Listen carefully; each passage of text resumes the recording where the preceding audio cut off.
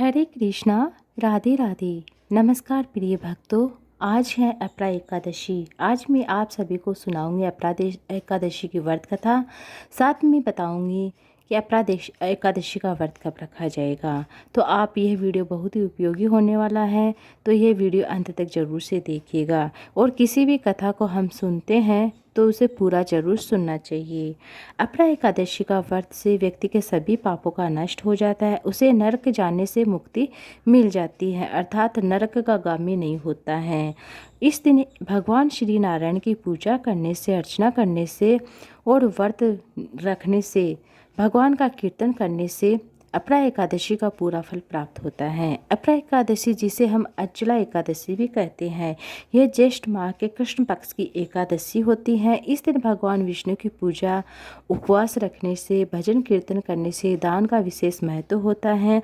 पद्म पुराण के अनुसार इस व्रत में व्यक्ति के समस्त पाप नष्ट हो जाते हैं, उसे मोक्ष की प्राप्ति हो जाती है। ये व्रत न केवल जीवित व्यक्ति के लिए बल्कि प्रेत आत्माओं के लिए भी मुक्ति का पद्म पुराण के अनुसार इस व्रत से व्यक्ति के समस्त पाप नष्ट होते हैं, उसे मोक्ष की प्राप्ति होती है। यह व्रत न केवल जीवित व्यक्ति के लिए बल्कि प्रेत आत्माओं के लिए भी मुक्ति का कारण बनती है।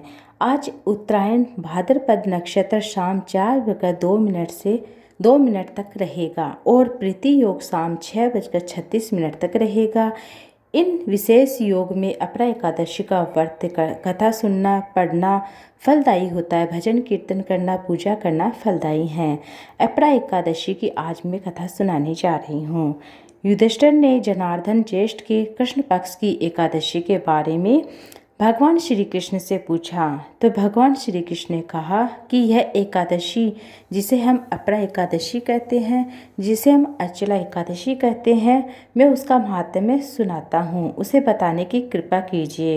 युधिष्ठिर पूछता है। भगवान श्री कृष्ण बोलते हैं, हे राजन, तुमने संपूर्ण लोकहित के लिए बहुत ही उत्तम बात कही है, पूछी है। हे राजन, इस एकादशी का नाम अपरा एकादशी है। यह बहुत ही पुण्य फलदायी होती हैं, बड़े बड़े पापों से मुक्ति दिलाने वाली और ब्रह्म हत्या जैसे दोषों से मुक्ति दिलाने वाली और गोत्र की हत्या करने वाला, गर्भस्थ बालक को मारने वाला, पर निंदक, पर स्त्री लपटन पुरुष की अपरा एकादशी से करने से निश्चय ही मुक्ति हो जाती है, उसे सभी पापों से मुक्ति मिल जाती है। जो झूठ की गवाही देता है और जो तालमेल मतलब धोखाधड़ी करता है, उन्हें भी नक्षत्रों की गणना और कूटनीति से आयुर्वेद का ज्ञाता बनकर वेद का काम करता है, वे सब नरक में निवास करने वाले प्राणी होते हैं, परंतु अपरा एकादशी करने से उन्हें सभी पापों से मुक्ति मिल जाती है। यदि क्षत्रिय हैं और क्षत्रिय धर्म का पालन नहीं करते हैं तो भी उसे मुक्ति मिल जाती है इस एकादशी को करने से। जो शिष्य विद्या प्राप्त करते समय अपने गुरु की निंदा करता है, वह भी महापातकों से युक्त होकर भयंकर नरक में नहीं गिरता है, किंतु अपरा एकादशी करने से वह इन्हीं सभी पापों से मुक्त हो जाता है।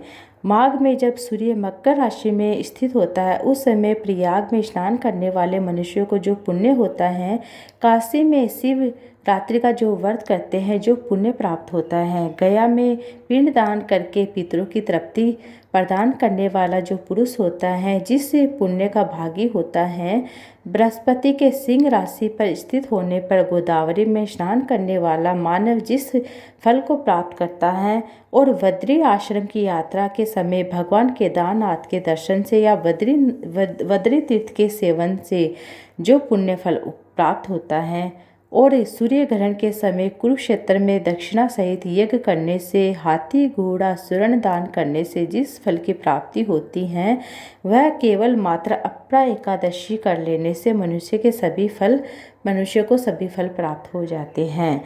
अपरा एकादशी का उपवास मतलब व्रत करने मात्र से भी उसे सभी पापों से मुक्ति मिल जाती है।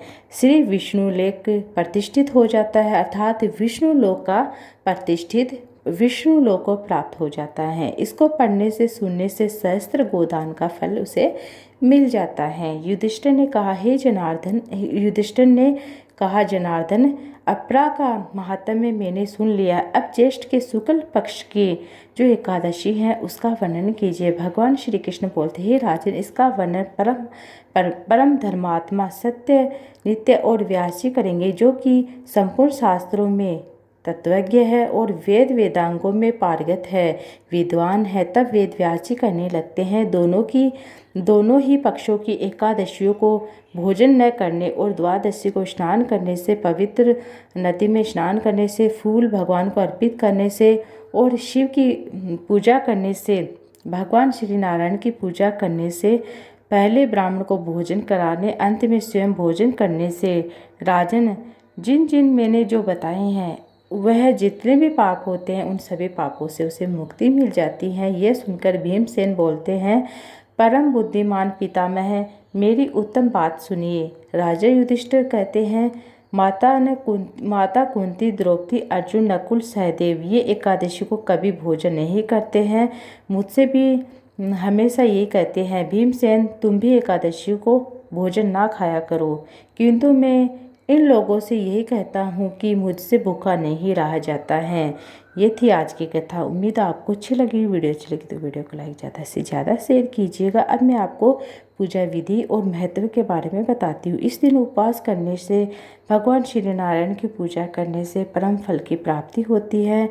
भजन कीर्तन करें, ओम नमो भगवते वासुदेवाय नमः मंत्र का जाप करें, गरीबों को दान दे, जरूरतमंद को दान दे, विशेष रूप से अन्न का दान जरूर करें। और ज्येष्ठ माह की एकादशी है तो कहते हैं कि पक्षियों को दाना डालने से, पक्षियों को पानी चारा डालने से फल की प्राप्ति होती है। और व्रत के दिन सत्य बोले और अहिंसा का पालन करें और किसी का दिल ना दुखाए। ऐसा कहा जाता है, हम किसी भी व्रत को करते हैं तो हमें पूर्ण श्रद्धा के साथ वह व्रत धारण करना चाहिए थी। ये थी आज की वीडियो। उम्मीद आपको अच्छी लगी। वीडियो अच्छी लगी तो वीडियो को लाइक ज़्यादा से ज़्यादा शेयर कीजिएगा।